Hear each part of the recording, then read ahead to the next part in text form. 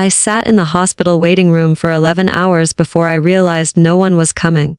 The nurse had called the number I gave her 3 times, my daughter's cell phone, and each time it went straight to voicemail. I watched families arrive in waves, faces tight with worry, hands reaching for each other. I watched them leave together too, relief washing over them like sunlight. But I sat alone with my purse in my lap and my phone face down on the empty chair beside me, pretending I was waiting for someone who was just running late. The doctor came out eventually and asked if there was anyone he could call for me. I smiled and told him I was fine, that I was used to handling things on my own. He looked at me the way people do when they see something sad they can't fix, then handed me the discharge papers. Walking out into the parking lot that night, I finally understood the difference between being strong and being forgotten. For 30 years, I had been everyone's first call. Now I couldn't even be their last. My name is Catherine, and I turned 58 that autumn. I lived in a small 2-bedroom house with yellow curtains in the kitchen, and a garden I no longer had the energy to tend properly.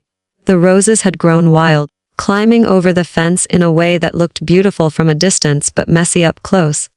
I spent most mornings sitting at the kitchen table with my hands wrapped around a coffee mug, staring out the window at nothing in particular.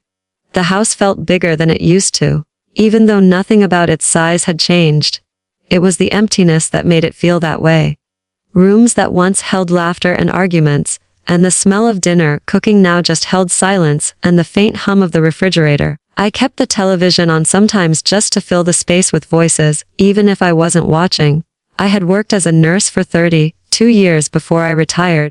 It wasn't the kind of retirement you plan for with excitement and travel brochures. It was the kind that happens when your back gives out and your knees ache every time you stand, and the hospital offers you an early package because they need to make room for younger staff who cost less to insure. I took it because I didn't know what else to do. They gave me a small party in the break room with store-bought cake and a card everyone signed. Some of the signatures I didn't even recognize. I smiled and thanked them and went home that evening feeling like I had been erased from a place I had given most of my life to. Before that, I had been a mother. That was the role I wore longest and held closest. I had 2 children, Sarah, my daughter, and Michael, my son. I raised them mostly on my own after their father left when they were still young. He said he needed to find himself, whatever that meant, and I never heard from him again except for the divorce papers that arrived 6 months later. So I became everything. I was the one who stayed up late helping with homework, who worked double shifts to pay for school trips and new shoes, who sat in the front row at every recital and game, even when I was so tired I could barely keep my eyes open. I thought that if I gave enough, if I loved hard enough, they would always need me. I thought I was building something that couldn't be broken. If you're watching this, and you've ever felt invisible in your own life, leave a comment below, and let me know where you're from. Don't forget to subscribe because this story is only just beginning, and I think you'll want to see where it goes. Sarah was the first to leave. She got married when she was 24 to a man I only met twice before the wedding. He was polite enough, but there was something cold in the way he looked at me, like I was an obstacle he was calculating how to move around. After the wedding, the calls became shorter and less frequent. She would answer when I phoned, but her voice always sounded distracted, like she was doing something else while talking to me. I started noticing that she would mention plans after they had already happened, vacations she had taken, dinners she had hosted, always in past tense, always without an invitation. When I asked if I could visit, she would say maybe next month, that things were busy, that they were renovating, that it wasn't a good time. Next month never came. Michael left differently, but the result was the same. He moved across the country for work and called every few weeks out of obligation. The kind of calls where you can hear someone wants to get off the phone before they even say hello. He got engaged to a woman I saw only in photos he posted online. I wasn't invited to meet her family. I wasn't asked to help plan anything. When I brought it up, he said they were keeping things small, that it wasn't personal, that I would understand. But I did understand.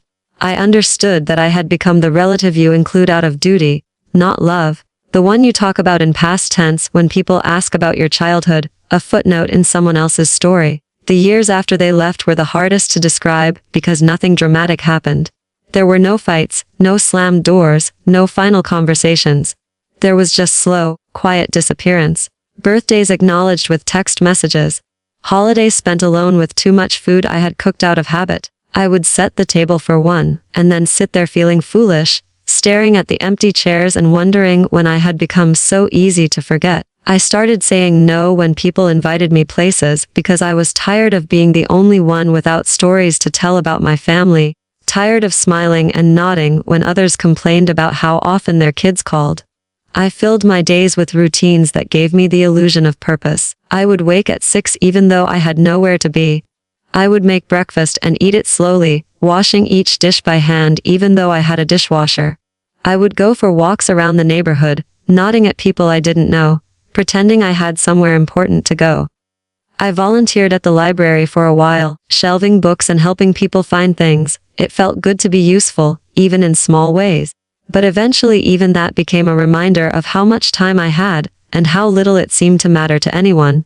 The incident at the hospital happened on a Tuesday in October. I had been feeling off for a few days, a tightness in my chest that I kept telling myself was nothing. I had spent so many years taking care of other people's pain that I had learned to ignore my own. But that morning, the tightness became a pressure that made it hard to breathe, and I knew I couldn't pretend anymore. I drove myself to the emergency room because there was no one to call. I walked up to the desk and explained my symptoms to a tired-looking receptionist who handed me a card and told me to wait. The waiting room smelled like disinfectant and fear. I filled out the forms and listed Sarah as my emergency contact because she was still the first name that came to mind, even though I knew better. They took me back eventually, ran tests, asked questions in the efficient, detached way that medical professionals do when they see dozens of patients a day. The doctor told me it was likely a panic attack, that my heart was fine, but they wanted to monitor me for a few hours to be sure. He asked if someone was coming to pick me up. I said yes, even though I knew it was a lie. I sat in that small curtained area listening to the sounds of the emergency room around me, beeping machines, and hurried footsteps and muffled conversations, and I felt more alone than I had ever felt in my life. When the nurse came to call Sarah's number, I let her. I don't know why. Maybe I wanted to see if this would be enough, if an emergency would finally make me matter again. It wasn't. After the third call went to voicemail, the nurse looked at me with pity and asked if there was anyone else. I shook my head and told her I was fine, that I could manage on my own. She didn't believe me, I could see it in her eyes, but she didn't push. They discharged me with instructions to follow up with my regular doctor and to avoid stress. I almost laughed at that, avoid stress, as if loneliness wasn't its own kind of chronic condition. I drove home in the dark with my hands gripping the steering wheel too tight, my chest still aching but not from anything the doctors could measure. When I walked into my house, the silence felt different. It wasn't just the absence of sound anymore, it was the absence of mattering.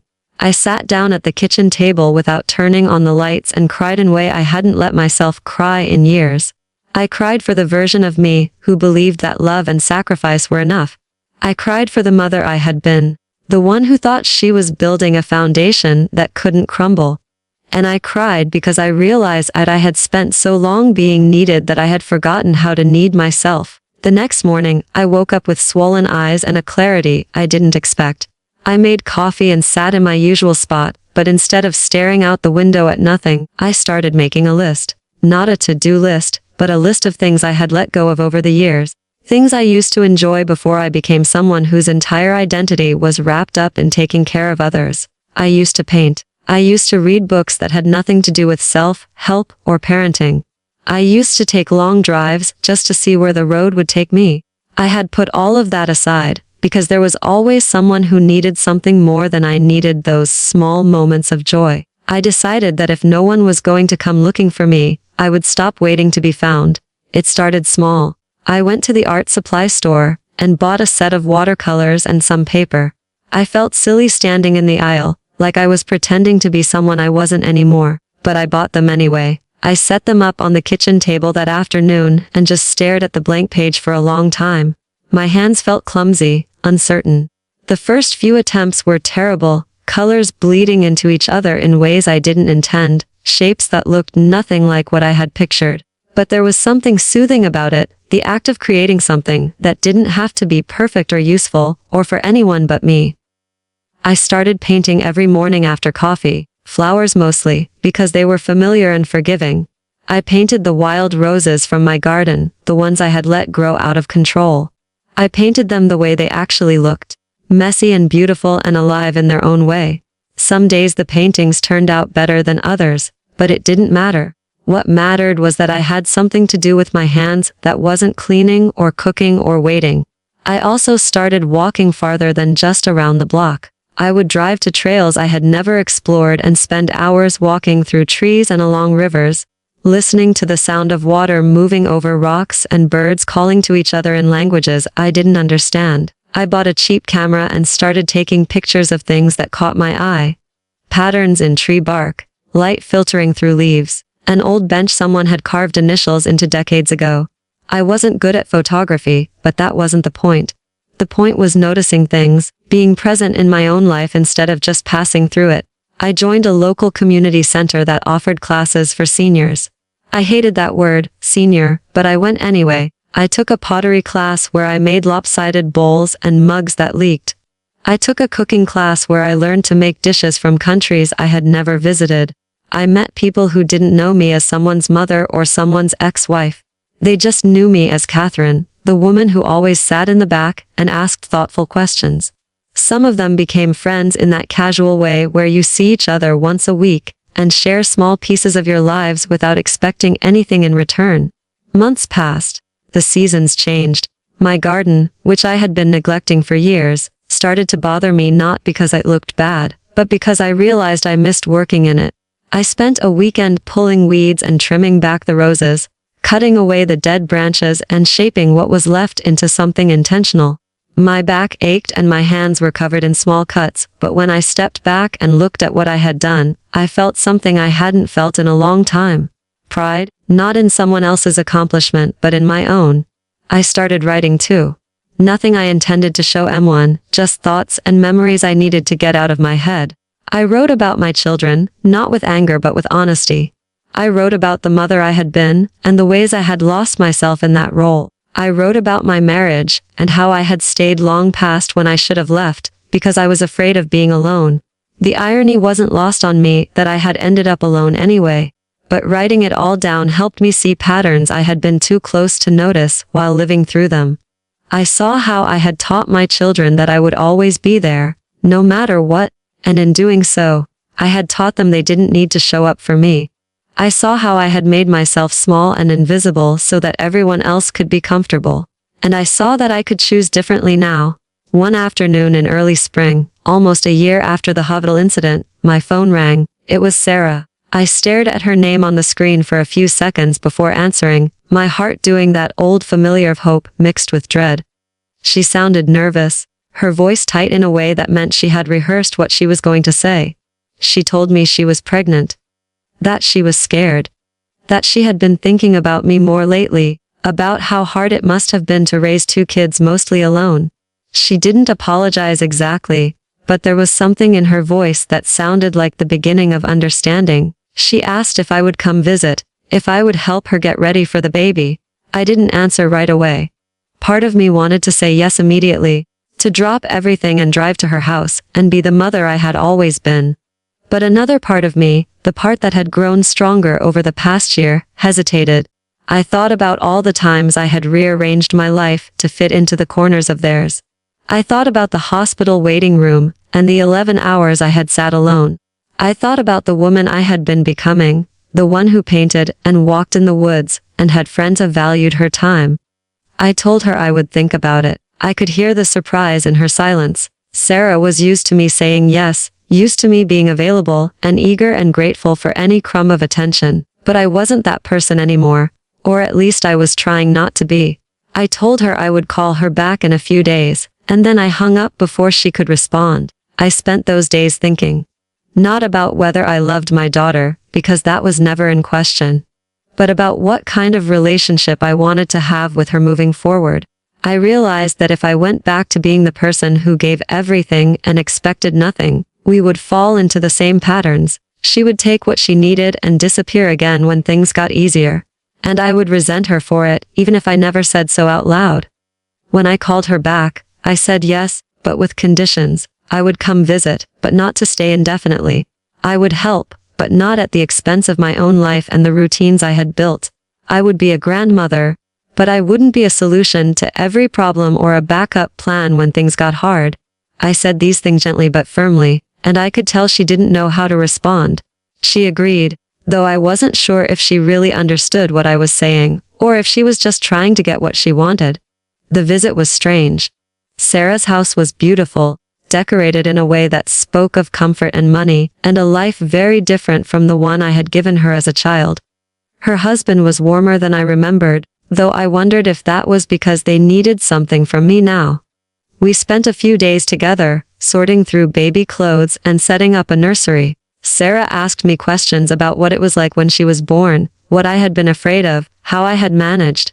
I answered honestly, including the parts about how hard it had been and how alone I had felt.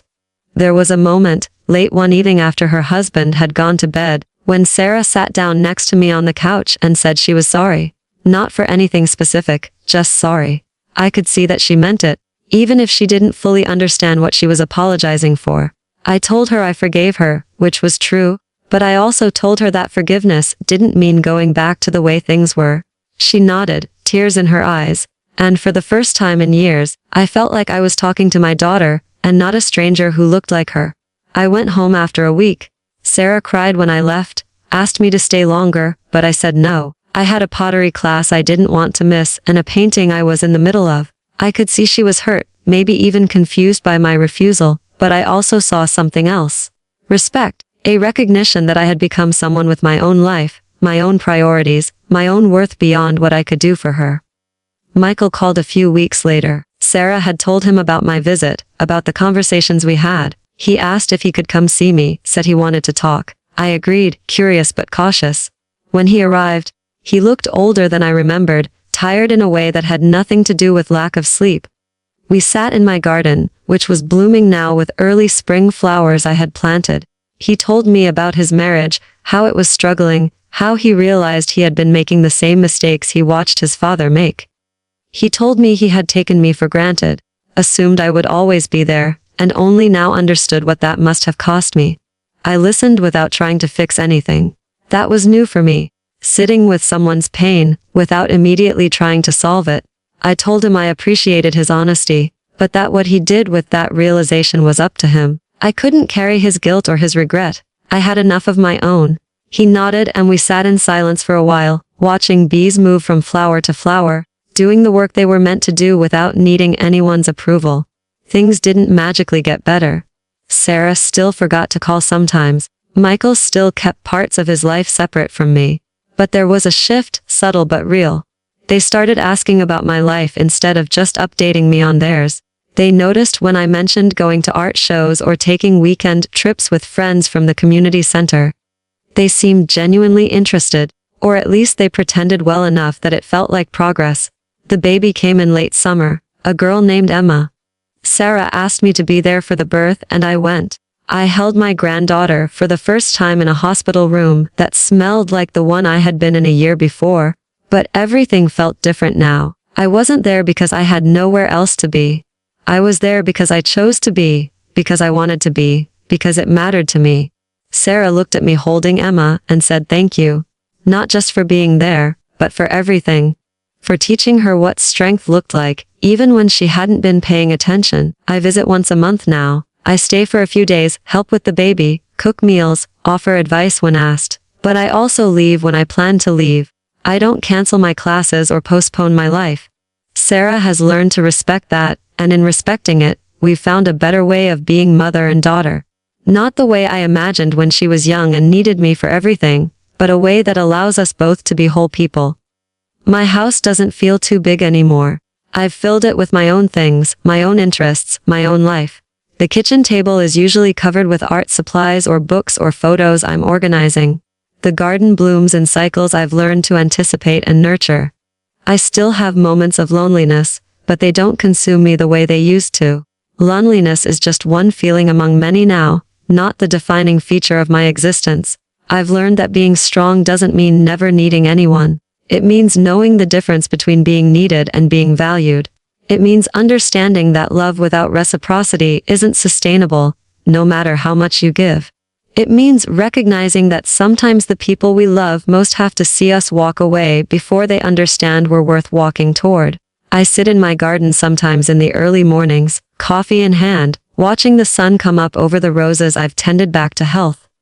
I think about the woman I was a year ago, sitting in that hospital waiting room, realizing no one was coming. I think about how that moment broke something in me, but also how it freed something. I had spent 30 years being everyone's answer, and in losing that role, I found something more valuable. I found myself.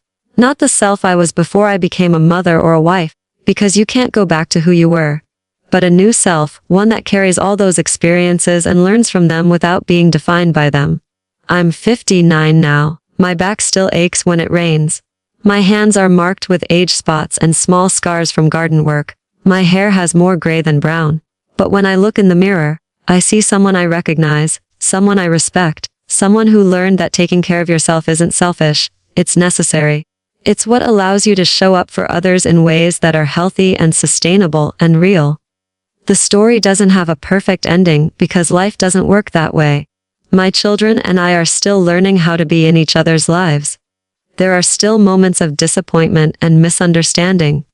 But there's also something we didn't have before: honesty, boundaries, a recognition that love requires more than just presence. It requires seeing each other, valuing each other, showing up not out of obligation but out of genuine care. I don't know what the next years will bring. Maybe I'll grow closer to my grandchildren. Maybe I'll travel to places I've always wanted to see. Maybe I'll keep painting and walking and learning to be comfortable in my own company. What I do know is that I'm no longer waiting for permission to live my life. I'm no longer measuring my worth by how much others need me. I'm no longer sitting in empty rooms wondering why no one came. I took care of everyone until they all left, and then I learned to take care of myself. And in doing so, I became someone worth coming back to. Not because I made myself indispensable, but because I made myself whole.